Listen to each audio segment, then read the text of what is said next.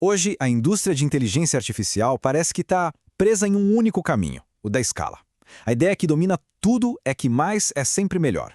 Mas, e se essa não for a história completa? E se o futuro da inteligência não tiver a ver com o tamanho, e sim com a forma? Essa é a pergunta fundamental, né? Uma pergunta que parece meio perdida no meio de toda essa corrida pela escala. O mantra atual do mercado, que nos levou a esses modelos gigantescos, se baseia em 3 pilares que, bom, se reforçam o tempo todo. O primeiro pilar é esse: alimentar os modelos com uma quantidade assim astronômica de informação. A esperança é que os padrões simplesmente apareçam sozinhos.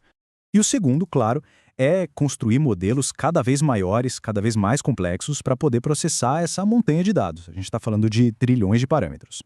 E aí vem a consequência inevitável: um custo, tanto financeiro quanto de energia, que simplesmente explode, cresce exponencialmente. Esse custo cria uma barreira enorme e acaba concentrando o poder e o futuro da IA nas mãos de pouquíssimas empresas. Ok, vamos mergulhar um pouco mais nisso.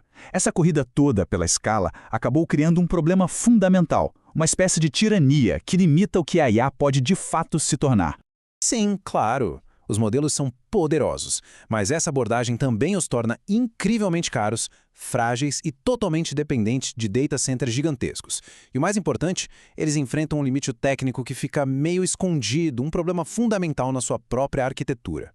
Então, o ponto crucial aqui é o seguinte: imaginem tentar desenhar uma árvore genealógica bem complexa, cheia de ramificações, numa única folha de papel. Rapidinho acaba o espaço, né?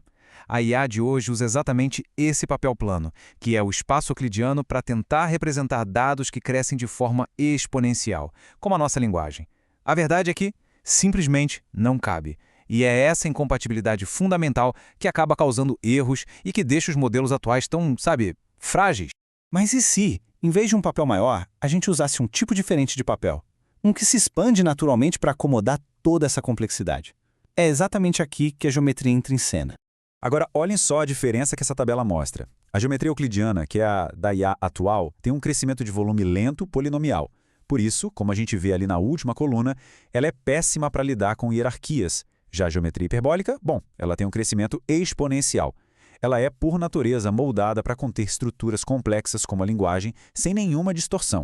E isso aqui ilustra de forma brilhante a mudança de paradigma. A IA atual é uma mestra da estatística, prevendo o que vem a seguir. Já a IA geométrica opera de um jeito diferente. Ela busca a forma, a estrutura que está por trás do problema, para aí sim encontrar solução. É basicamente a diferença entre memorizar e compreender de verdade. Então, vamos avançar e ver como isso se desenrola na prática. Como é que um sistema aprende usando geometria? A resposta está num processo fascinante chamado auto-organização. É muito importante entender isso. A gente não está falando de um chat GPT melhorado. A gente está falando de algo totalmente novo. Pensem nisso não como um modelo estático, pré-treinado, mas como um sistema dinâmico que se molda e se estabiliza em resposta a um problema. É quase como a água encontrando o caminho de menor resistência. E o processo é elegantemente simples. Primeiro, cada parte do problema vira um ponto nesse espaço curvo. Depois, o sistema vai se ajustando, movendo esses pontos e até dobrando o próprio espaço até encontrar a configuração mais estável, a de menor energia. Ou seja, a solução não é calculada, ela emerge dessa forma final. Essa frase, ela captura a essência disso perfeitamente. Em vez de forçar bilhões de exemplos num modelo rígido, o sistema permite que o próprio significado organize a sua estrutura interna. É uma forma de aprendizado muito mais orgânica. Essa mudança fundamental na tecnologia, claro, tem implicações econômicas gigantescas. Ela basicamente reescreve as regras de quem pode criar e usar uma IA avançada. Por não depender de escala bruta, esse tipo de IA não precisa daqueles data centers caríssimos ou de um treinamento que custa milhões. Ela pode operar localmente, num dispositivo. E o mais incrível, ela continua aprendendo e se adaptando em tempo real, enquanto está sendo usada.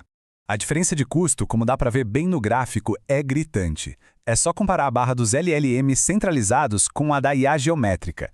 A inteligência deixa de ser um serviço caro centralizado para se tornar uma capacidade embarcada, acessível e distribuída. E isso abre portas para mercados onde os LLMs simplesmente não são viáveis hoje. Pense em robôs que aprendem em campo, dispositivos médicos que funcionam sem internet ou sistemas de infraestrutura que se adaptam a falhas em tempo real. Nesses cenários, a adaptação local vale muito mais do que uma linguagem perfeita. E olhando para o futuro, essa abordagem não é só sobre criar ferramentas melhores. É sobre mudar a nossa própria concepção do que é um sistema inteligente. A visão de longo prazo é uma transição bem clara. Sair de modelos que são treinados, congelados e que logo ficam obsoletos, para sistemas que se comportam mais como organismos vivos, se adaptando continuamente ao ambiente ao seu redor. E talvez o ponto mais profundo de tudo isso seja este. Ao libertar a inteligência da necessidade de escala massiva, o poder é descentralizado.